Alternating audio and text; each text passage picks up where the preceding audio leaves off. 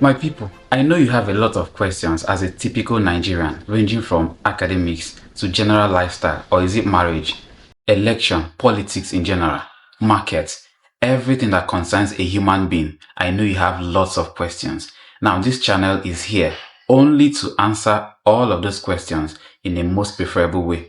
Of course, we have a professional, an artist, an experienced man. He has traveled. He is in Nigeria. He has gone everywhere. And of course, he'll be treating different topics on different days on this channel. Now, first of all, I'll welcome him, then we'll tell you what to expect on this episode. I have with me Professor Krydz Ikwemesi. Professor, welcome to the show. Thank you very much. Now, that's Professor Krydz Ikwemesi. He has studied a lot. If you look at him, you will know he's not my age at all. So let's pay close attention to what Prof has to say. Now, today we are going to discuss deeply about art in general. Some people say that art is this, art is that. A lot of people do not even know what art is. If I ask you now, what is art? What would be your answer? You say maybe drawing or painting, but it goes beyond that. Now, I want to ask Prof. We all know that arts and science are the two, they are loggerheads from secondary school. There is always a debate, science or art, but we are not talking about that today. Now I want to face art in general. So Prof, what is the relevance of art generally in our society? Well, first of all, I would say that I'm a bit frightened because it seems you are going to set me up. I thought it's supposed to be a conversation, not for me to climb onto some pedestal, higher pedestal, and begin to answer questions. So, having said that, I also thought I'm here as an artist, not necessarily, um, not necessarily as a professor of any university. So I want to speak as a person and as an artist, which I happen to be. So, talking about art, what is art? Art is everything and nothing. I have been an artist since I was born. Artists are made, artists are born. I think I'm one of those ones who can say that I was born as an artist.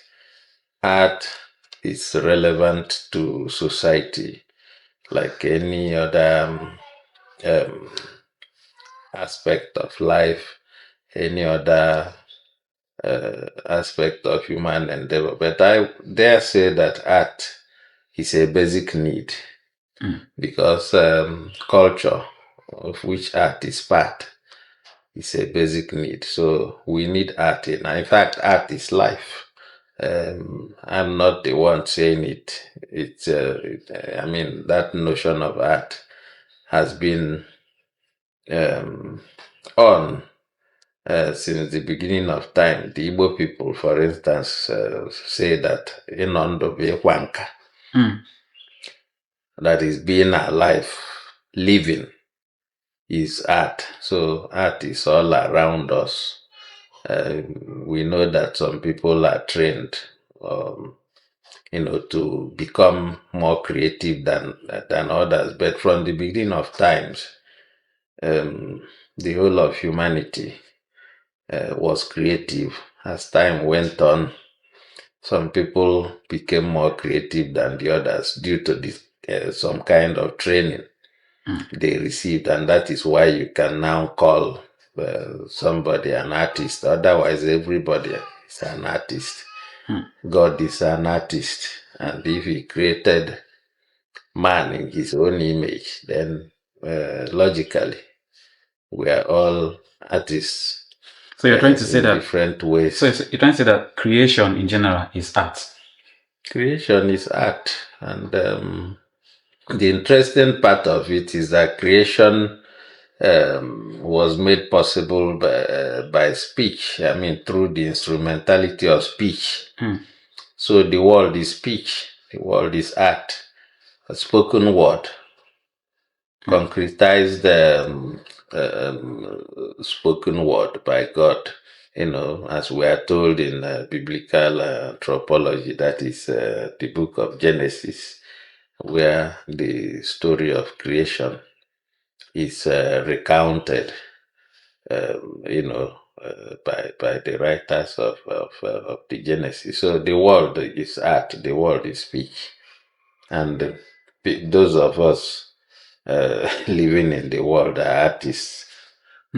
So when you say those of us living in the world are artists, you just quoted the Bible.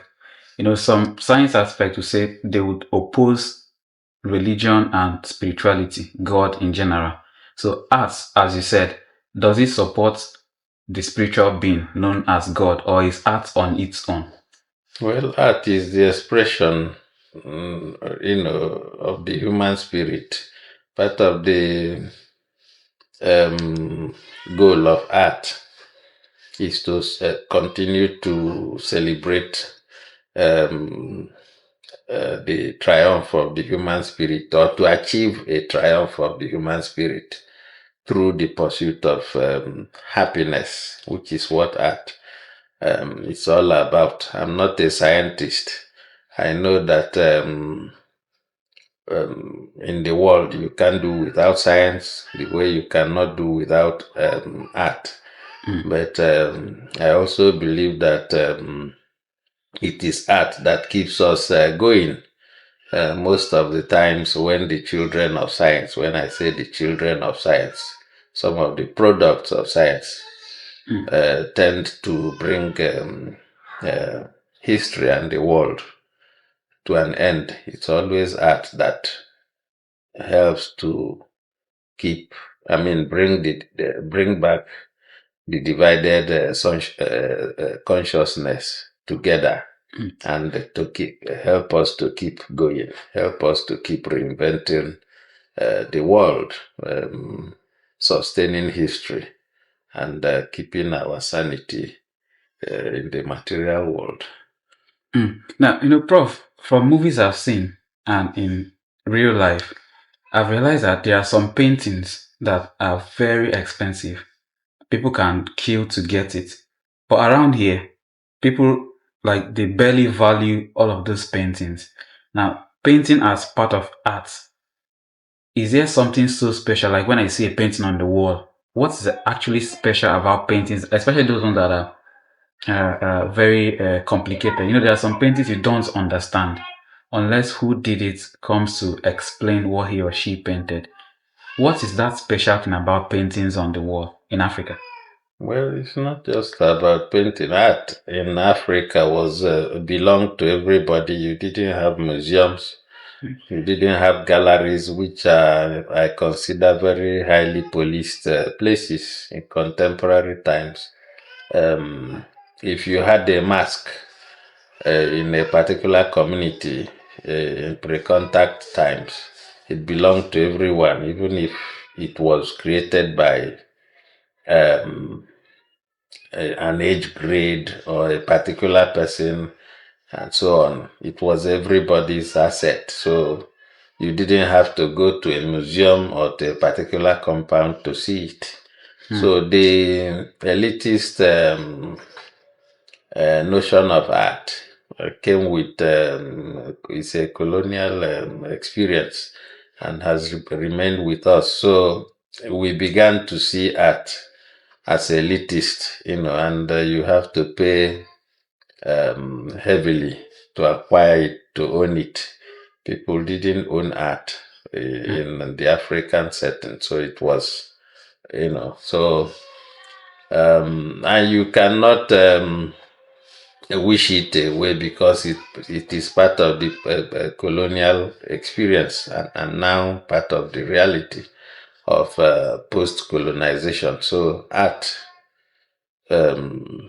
becomes expensive, becomes elitist, and people have to pay for it. But we cannot dismiss that completely, because in the modern world, African artists have to compete. We have to grapple with all the challenges of economics, politics, and so on, and they need money to survive. It's not like in the past when if you invited an artist to work for you, for instance, you helped him to farm, a kind of trade by barter, or you give him a chicken and some pieces of yam. No, he's going to survive beyond the chicken and yams, and the challenges of contemporary times go beyond chickens and kola nuts and yams. So the African artist, contemporary African artist, has to survive and has to live up to the challenges of the modern world. So there is nothing wrong for him to charge according to the changes and challenges and realities of his time. So that is why you find um, art becoming expensive in quotes, because it is invaluable. It's something that is invaluable, coming from the sacred energy of the one who created it. Art, normally you can't find two works of art that are the same. It's not a reproduction. When it becomes a reproduction, it tends towards craft, and that is different. If I make craft, it's possible I can make 20 copies, recreate one experience or one reality 20, 100 times. So it's possible for it to be much cheaper than art art that is just art. So that is the reason you find art being expensive, if you must use the word expensive. But again, the reality is that the standard of living here is very low, very poor. People are struggling to eat, so not very many people will be able to afford art. It becomes a luxury, which it is not. At times, in some places, it's possible to mitigate with the help of technology. That is, if you can reprint paintings or reprint the pictures of sculptures and so on, then people can afford them without having to bother with the original. So that is also possible. But art is a basic need we need to contend with in society, and I don't want us to limit it to the high art, painting, sculpture. As we sit here, we are sitting on art. I'm wearing wearable art in the form of textile. So these things are necessary, but I understand you are talking about high art. So people have to eat first, survive, be alive, earn well before they can begin to gesture at art collecting. Okay, before we leave the sculptural side of art, while growing up, we were told that art supports idol worshiping. They told us story of the white men coming to steal sculptures from Benin in Edo State. They took them away years ago. They took them to their museum and all of those things. Though we've been hearing stories that they returned some are still there and all of those things. And they also say things like when you go to shrines, that it is sculptures of gods that are not God, like the other God everyone used to know. So I want to ask you, does this mean that art, the sculptural, the high art you called it, does it support idol worshiping?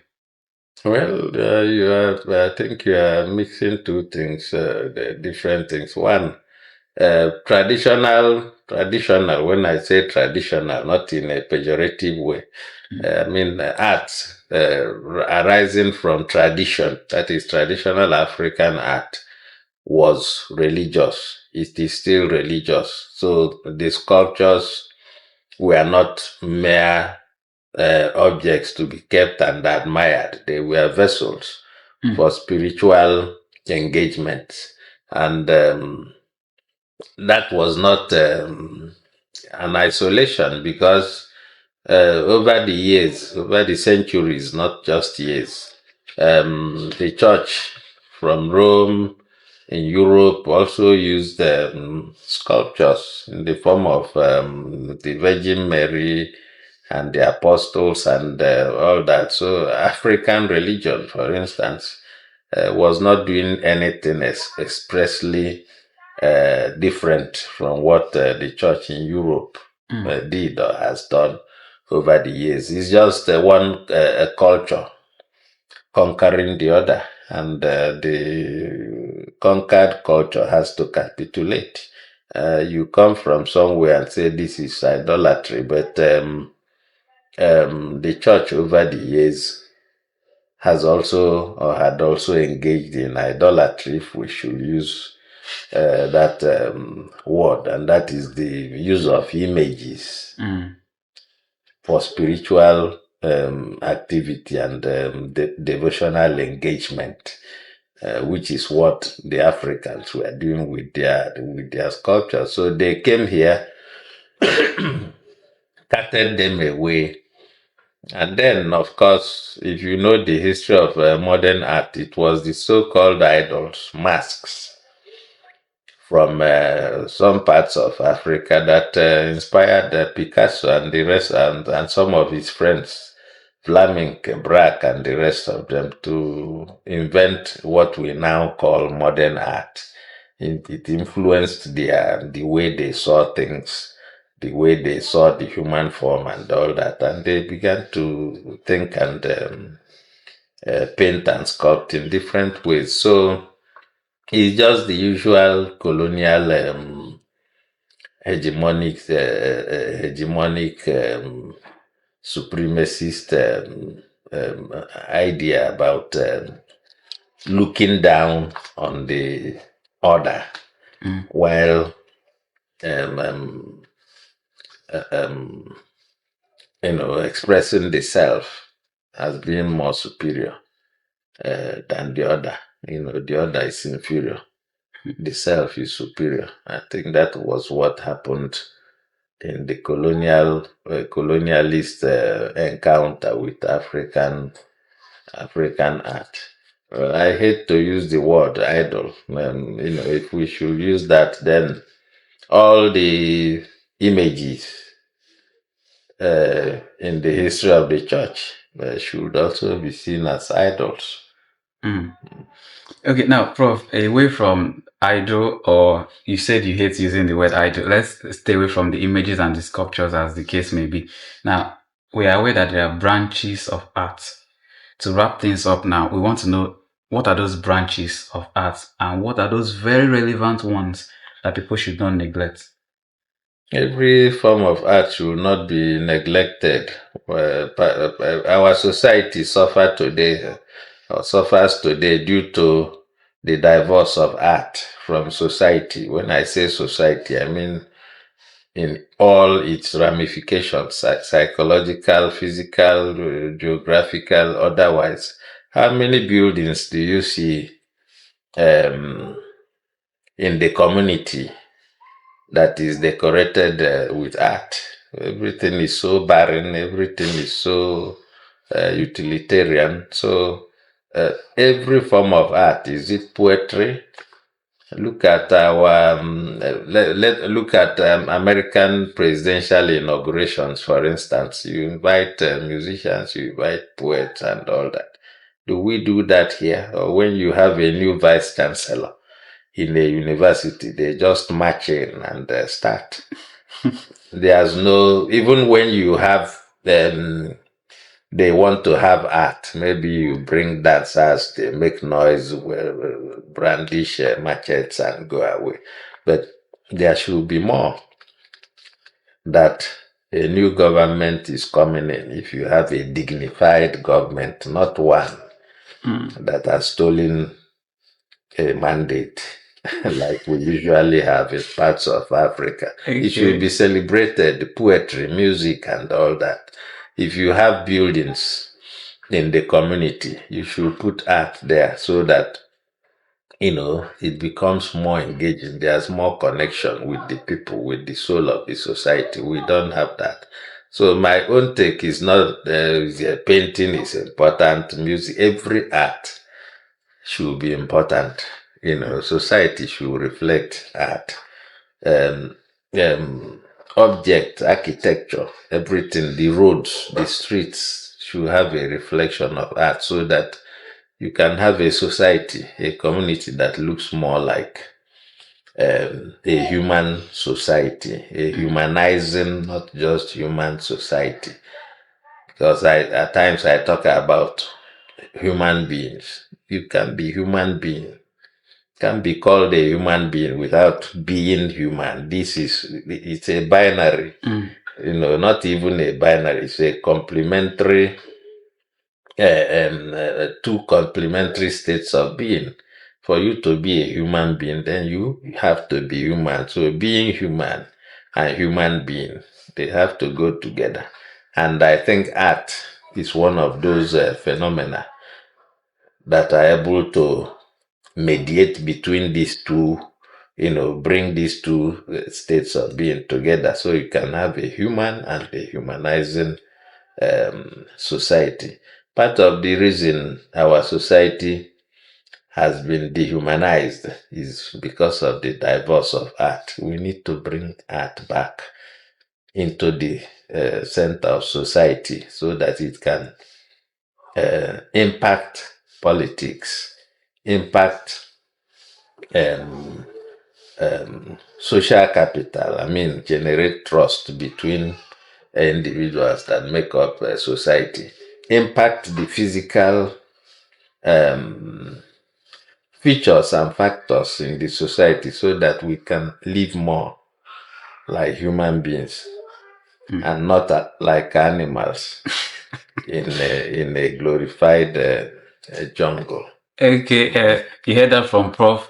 Let's live as humans and not as animals in the glorified jungle. So bring back art. That is the meaning and the reason for this particular episode. Of course, we thank you very much for watching, and I thank you, of course, Professor Krydz Ikwemesi, for elaborating everything in a way that'll be very understanding to all of us.